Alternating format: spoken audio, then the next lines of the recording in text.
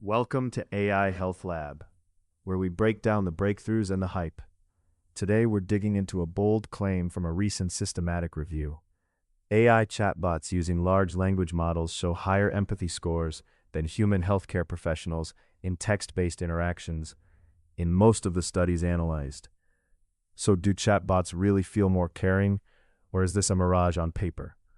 The authors looked at 15 studies from 2023 to 2024, comparing AI chatbots, mostly GPT 3.5 and GPT 4, against human clinicians across many specialties.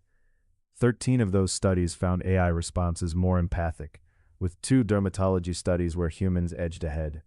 When they pulled the data, the overall effect size was a standardized mean difference of 0.87, with a 95% confidence interval from 0.54 to 1.20. And a p-value less than 0.0001. Translation: a robust signal that AI appeared more empathic in these text-only exchanges, roughly a 2-point bump on a 10-point empathy scale.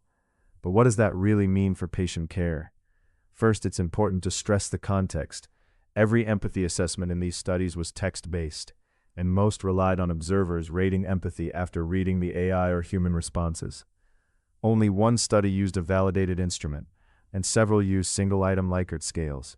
So we're measuring perceived empathy in words, not warmth, voice, body language, or eye contact. That's a big caveat. Second, the risk of bias isn't tiny. Several studies used curated prompts, historical emails, or Reddit threads, data sources that may not represent everyday patient conversations. Blinding was common, but the evaluators varied. Patient proxies, clinicians, even students, leading to heterogeneity. In fact, the authors reported moderate to serious risk of bias in many studies.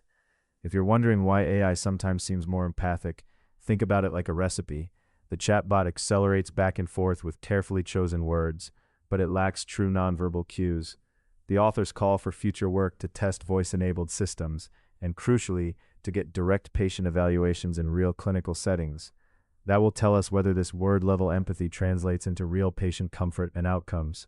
Bottom line: in text conversations, AI can project empathy that's on average perceived as higher than human responders. But we're not done yet. More rigorous, patient-centered, voice-inclusive research is needed before we rewrite the care playbook. If you found this fascinating, subscribe for updates as new trials unfold and the science settles the empathy question. And drop a comment. Would you trust an empathetic chatbot with your health concerns, or do you want the human touch every time?